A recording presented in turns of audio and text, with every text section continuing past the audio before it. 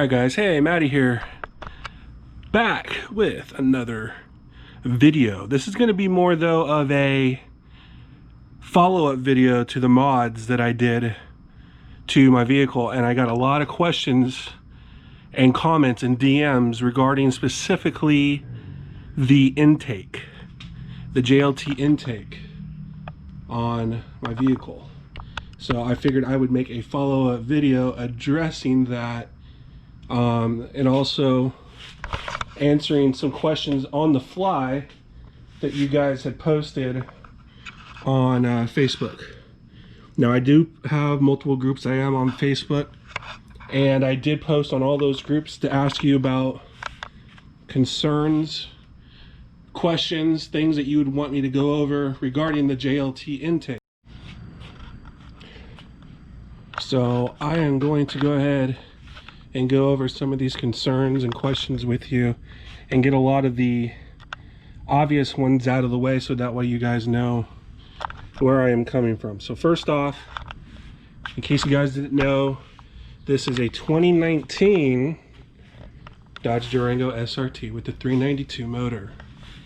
JLT came out with this intake, I think I want to say about a year ago now, maybe, if I remember right, or something like that. They haven't had it too long, but they've come out with it. And they also just recently came out with an RT version that you can purchase as well. He tested. So what I want to tell you right now on this air intake I got the red one with the oil. Alright guys, so I had to revert. I apologize for the edits in the video, but for some reason my GoPro just keeps getting an SD card error, and I do not have another SD card to go with it to format, and I've tried another time. So I'm going to film this on my phone. So I hope you guys bear with me if you're wondering why I was kind of editing some of the pieces together. So as I was saying, I'm going to be going over some of the questions on here, okay? So I want to say I've had this air filter on since the beginning of June, if I remember right. I put it on and it's now September. So I've had this on here about almost 3 months, roughly, let's say 2.5. I currently have around 2,500 miles on this filter as I installed it. So as far as the dirt goes, it's really, from when it came out of the box, it looks still exactly the same as it was. I really can't tell. Now, I mean, there's obviously little things that come in through the hood here, but it's fairly, very clean still. I did take this off the other day to retighten it, so that way I can put these clamps facing up here to easy to access. Same here, I retightened everything here to make sure I got these easily accessible. As you can see, that's how I routed my lines for the sensor, which you do use off the stock intake. And also too, what I want to also address, as far as intake air temperatures, what I have noticed from stock, I am generally, and I say this like I try the best I can, I generally get intake temperatures that are about 7 degrees more than what it is outside. Now I live in the desert. It gets like 105 here, and we just ended that streak the other day. It was 101 here today, but it's still kind of hot out here. But my temperatures on this, ever since I swapped, were about 7 degrees above ambient. With the stock airbox, I generally was about 9 to 10 on there. Now, as far as the heat soak, this heat shield does go very well all the way around the vehicle, especially right around where the motor's at. So it is very well sealed off from the engine here. Now, since I've had this on here for a while and gone through some car washing, you can actually see here on the hood, when I close the hood, where that weather stripping here hits the hood. So that way you guys can get an idea of where it's sealing off here on the hood. Now you can also see the plexiglass that does come from JLT for you to put in. And that does go right over this part of the filter. And I will close the head to show you that here in just a second, but I just want you guys to kind of see the plexiglass only covers about a third, almost a little more than a third. Not exactly half, but a third. And speaking of that, that vent that normally vents heat, with it being sealed off right there, as you can see, the line kind of goes up here. It only exposes this little spot to the engine heat over here. So all the rest is more of the intake, which is where you can also pull in air from as well. Okay, so I just wanted to kind of address that. I did take off the plate that was right there. That it does come on the SRTs with that little plate in front. This area is not exactly a very big area for air to come in through the hood. Okay, when that hood's closed, there's really not much air that goes through there. So that's honestly not a big issue on there, but it doesn't hurt. Okay, the best, right, if it comes in through right here, okay, that would come in slightly. If you can see the light right down there, you can kind of see the light coming in through the hood there. See that right there? It can come in through there and into here. Okay, now also too, looking at this down below, if you can see this thing right here, this is the air intake, or I'm sorry, the air funnel that comes from the bottom fog light here on the SRT. So if you guys didn't know, that fog light, that vent, goes from there and comes up into here. Okay, so that is what this is. Okay, now half of it, or most, or 2/3 of it is exposed to come in right here to feed the air filter. Now some of it is kind of blocked off under the heat shield, but it's still open there to where it'll come up and feed air into the filter. But I just wanted to kind of show you that that's the only thing that is feeding air from the front of the vehicle with a funnel. Okay, that being said, a lot like me, I was a little ignorant in this when I was talking about this with the owner of JLT. I figured the SRT engineers engineered the stock airbox to be that way for a reason, and that it's just fine. And of course he argued it wasn't, and this and that. Come to find out, you guys will get that aha moment if you ever do take out your stock airbox. So what I'm going to show you here, this is the box the JLT came in. I put my old air intake in here. Here is my old air intake, okay? On the bottom of it, there's a little plate, okay, that goes on the Durango. So if you could imagine, this piece right here goes down like so, down below, okay, where it's flat there, because there's a little electronic board, not electronic board, but like a little board of stuff down there. That's what this piece covers and whatnot. Okay, so that vent that I just showed you right there feeds up and comes out through this little hole. Now I'm trying to give you a size comparison of that hole. So I'll set this here on the hood. There's the air intake and the motor. I have a fairly big hand, okay?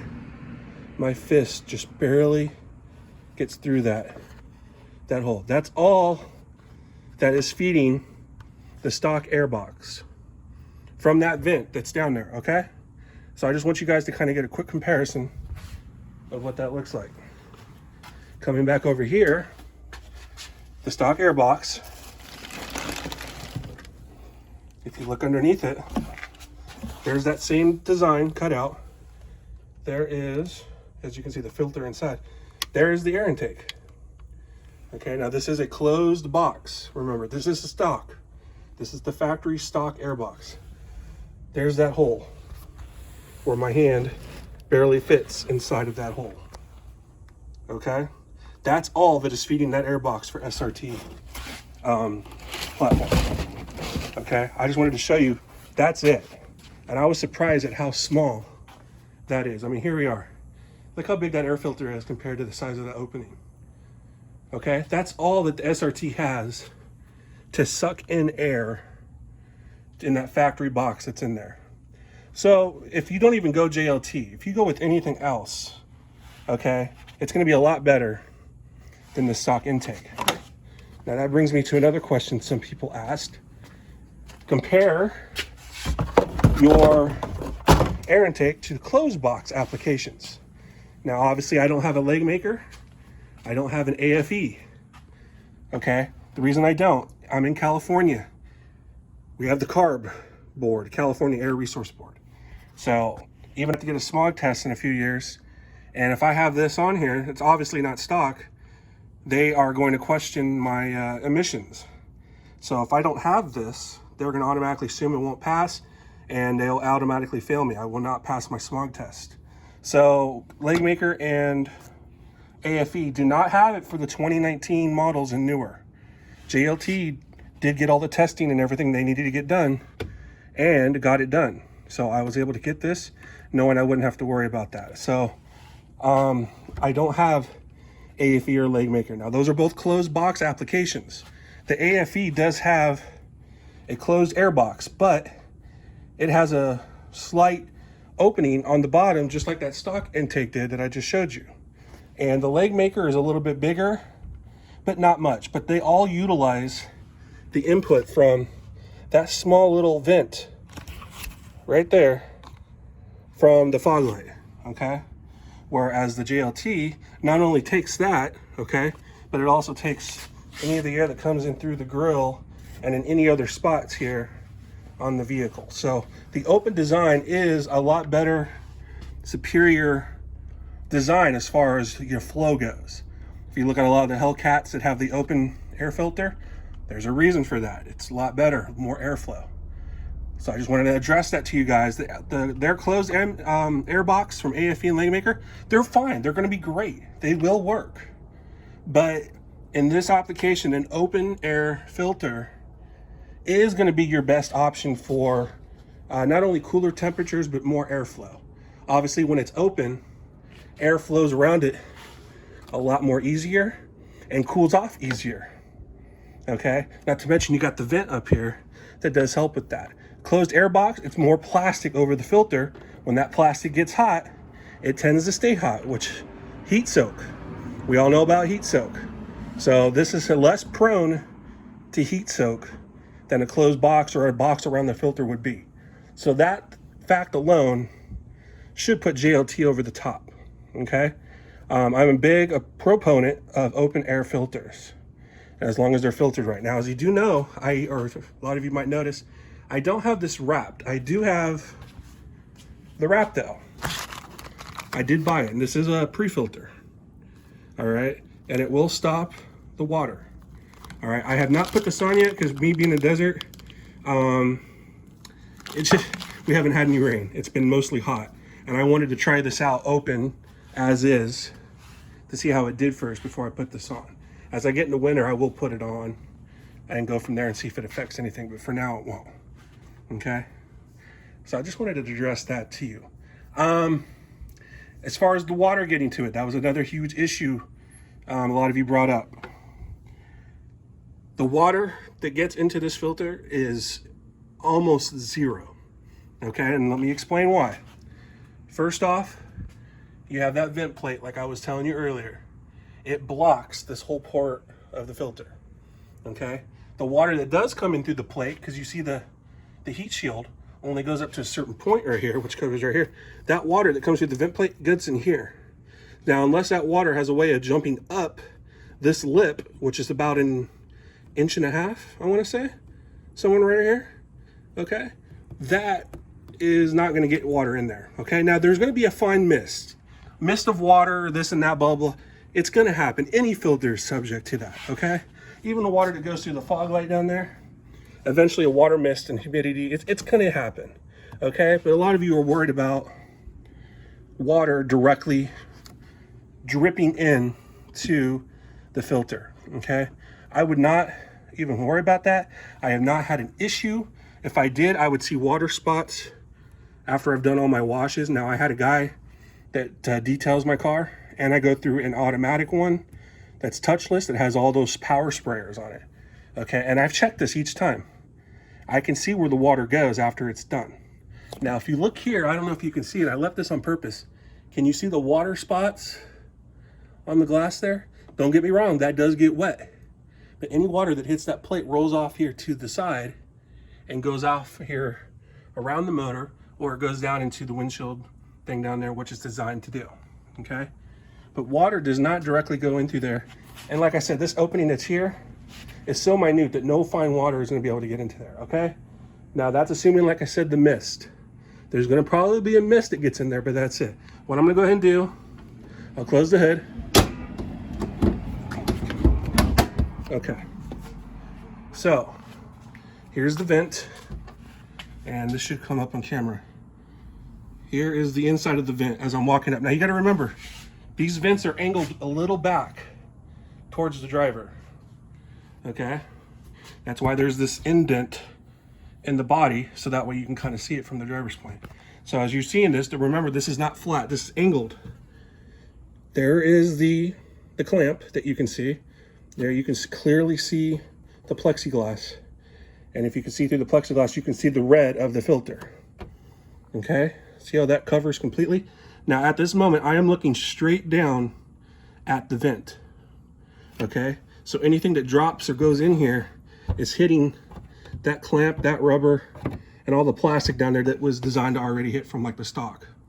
Okay, no water is getting in directly sprayed onto the filter. Now you're gonna ask about the side, and that's what I was just talking to you about. There's that lip. So here's the side, and even with the side, the filter is still in this area right here. There's the clamp. You can kind of see where the clamp is. There's still that big area of the lip. So there's not gonna be anything that goes into there because of the design. So I just wanted you guys to show you that, of how it looks on the outside, and that way you have an idea of what water can drop into there. All right guys, there I had to cut for just a second here to readjust my phone. So anyway, you guys got a good look of how that plate does block the water on here. Now what I was telling you about you earlier about that front part not making a big deal, look at how much room, okay? The filter is right there. Look how much room is here. This is like almost no airflow in here, okay? Here's that part of the grill I was telling you about that goes in. There's like no airflow in here, okay? So it's not gonna do anything really to have that extra piece part opened up, okay? It's not really designed for that, which that AFE and all that use. But I just wanted to show you, I mean, look at that. I mean, it's a very small slit, if anything, for air to even get in there to even make a difference on that. So that's why I don't even really worry about it too much as far as that opening, but you can do it as far as looks. So that's what I do, okay? I'm gonna go ahead and open this back up so you guys can see. Now, if the hood was up a little bit like that, when I'm like right now, I'm opening the hood, then of course air would get in there and it would probably make a difference. But look at this. Once I open up the hood, see what I mean? Here's that air intake. And once the hood closes, it's pretty much gone, okay? It's like non-existent. So I just thought I'd let you know how that is on there, okay? Now when the hood is closed, some people have asked me, they're asking about heat soak, whatnot. When it's sitting for a while, yes, the temperature is gonna go up. And anything gets heat soaked. This heat shield helps a lot. But the best way to put it is that on a 100-degree day, the heat soak is gonna get up to about 150 or so if you're sitting at a light for about, how long was I sitting at that light? For about 2 minutes, I think, if I'm not mistaken. It got up to 150, but as soon as I started rolling, it dropped dramatically and quickly, which is what you really want. Once you start moving and get that airflow going, it really starts helping out, okay? As far as rain and whatnot goes, I have not had any rain here in the desert to tell you how it performs with that, okay? As far as cleaning goes, I can take this off, run a hose through it, wash it out with a pressure hose, and then I have to re-oil it to make it more effective because this is an oiled filter. But the cleaning process recommend, I think, is 30,000 miles. So once I hit 30,000 or close to it, I'll take a look at it and see what I can do about it, okay? As far as that goes, also someone was asking me about the plate. It is easy to remove, if I'm not mistaken. I think this was an 8mm bolt. That literally just screws right off. And here's the other one that holds this. There's only 2 screws that hold this vent into place. So you just have to unscrew this, take the plate off, put the screw back in so that way the vent stays in place, and bam. So if you want to take it off for like a track day or whatnot, you're more than able to do that very quickly. It's not going to make a huge difference at all on there. I have mine on permanently. Well, I can take it off, but I'm not going to take it off. There's really no reason to. Okay. So as far as that goes, that's really all the info about there that I have on it. I've gone over whatnot. It is a tight fit. Like I had mentioned before in another video, I have my filter here pointing up a little bit. I think that the way the JLT designed this was that the JLT was supposed to be straight up and down. I don't know if you can tell. It's kind of side a little, so that way this filter angled up. Now if I turned it this way, if it's here and I turned it this way just a slight, then this filter would point down a little more with this lip hitting a little closer to the white. I put it up just so that way it's a little closer to the air vent to grab more air. And I figured if it's touching here, this kind of helps keep it real stable and in place. Like I can hit this and the thing does not move, okay? I did have a problem when I installed it with these 2 cables that came in. Their plate kind of cut into the housing here of this cable. I don't know why my cable was so close. And these are very hard cables. I don't exactly know or sure what those are, to be honest with you. I think that's power steering, if I'm not mistaken. Those are power steering lines. So that's the only other problem I had on there really with this intake. But yeah, my ambient air temperatures when running generally are 7 degrees above ambient. And as the weather gets cooler, I expect those to be within 3 degrees of ambient on there, because I do live in a desert where it's a freaking 115 degrees. So other than that, I don't think I looked out over all the questions that I had left on the group. Some guy had a little custom made bezel or something that went in here that looked red, that looked really cool.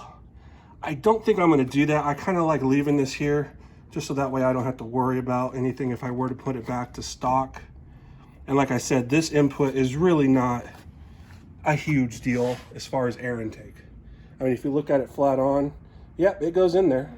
But like I said, when that hood's closed and this gap is closed, it's really not going to make a bit of difference on there.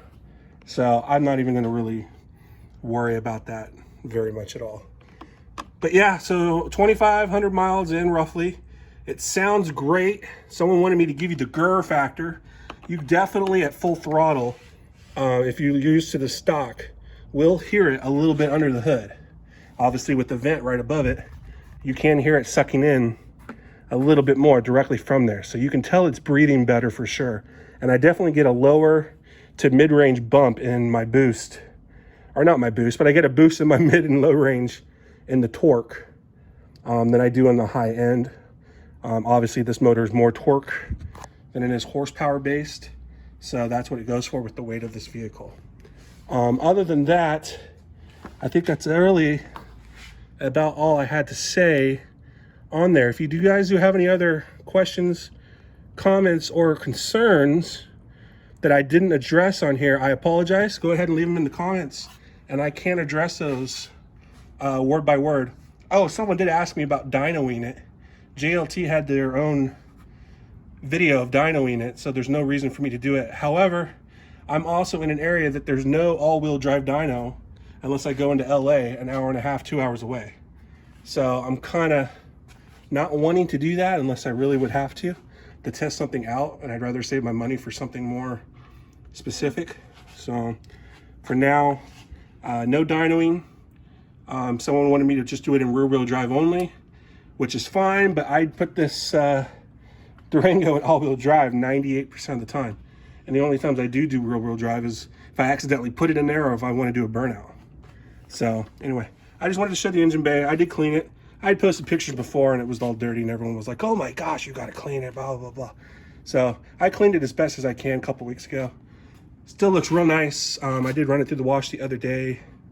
Other than that, it's not worrisome for me for the water, like a lot of people might think. So that's the biggest thing. Is there gains? Yes. There's a YouTube video of him proving the gains. It's not much, but it's gains. Okay? Helps the engine breathe better. You get more low and mid-range torque. And then bottom line, that vent with the plate, it does help. Okay? When it's closed off there, it is got a very, very good heat shield that blocks that engine heat. As far as cooling off, most of that hot air is going to rise. It's going to come through the grill here, and it will go back out the mid vents to help cool it off. Okay? So I didn't really notice any increase in my engine temperature or oil temperature when I put this on, for lack of the vent being able to vent out that hot air. These engines run hot by default already. So it didn't, if it made a difference, maybe a couple degrees, but nothing that it can't be cooled off with its on. Okay? Other than that, guys, I think that is it. I did buy, as you guys saw earlier, it's a little dirty, I apologize. I did buy a JLT hat from them to support them because he was really, really good. Wow, it was hot. You can see the sweat. I did buy the hat to support him on there and everything. So it is a great intake. I paid for this on my own. I did not get sponsored. He did not give this to me for free. So this is me reviewing this on my own dime and my own time. So in case you're wondering, he paid me to say this and that. He's a member of some of the Facebook groups. So I just want to let you know, Jay, he's a great guy. He has a great company. He's got his own dyno now. He does all the tests. They even made a filter for the RTs now. So if you have an RT, you can get a specific one for the RT as well. This is for the SRT though, okay? Other than that, that's about it. I showed you the pre-filter, got the carb sticker, that's it. So I'm gonna go ahead and end this video, guys. Reminder, there is a gift card giveaway, $50 Amazon gift card giveaway. If you subscribe to my channel and follow my Instagram, Matty_SRT on Instagram. And of course, with here on YouTube, you're already on YouTube. So you just hit that subscribe button, guys. Give me a like if you like the video. Look at my thumb. I got a hitchhiker thumb. All right, I'm being stupid and silly right now, okay? So I'm gonna get out of this heat right now, and I'm gonna go get this video edited and post it for you guys. And I hope to see you guys on the next video upload. I am planning to do next a taser video. I'm getting a lot of people asking about the taser with rear wheel drive, the spin outs. I posted some stuff on Instagram of me peeling out and getting some wheel hop. And a lot of people were like, how the heck did you put it in rear wheel drive? So I'm gonna go ahead and give a video on that very, very soon. I also wanna do some drive-bys, some takeoffs, some donuts. I do have a whole parking lot right here I can use to do that. But I don't know if the school would like me doing that because there's really no one in school. So other than that, guys, I will talk to you later, and thanks for watching. Have a good day. All right, guys, I just wanted to kind of show you something. I was putting in my new JLT air intake here, and I was prepping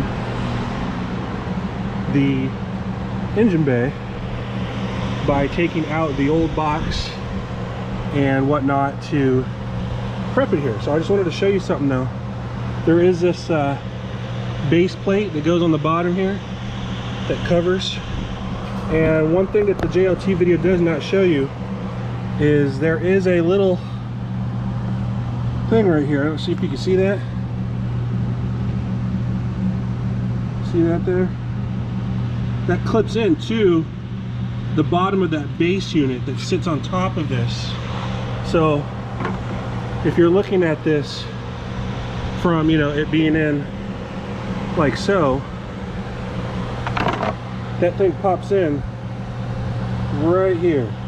it clips on, and it's just, that's all it does. It's just holding on to that cable, which that cable, as you can see here, goes into like another wiring harness with all these other wires and stuff here.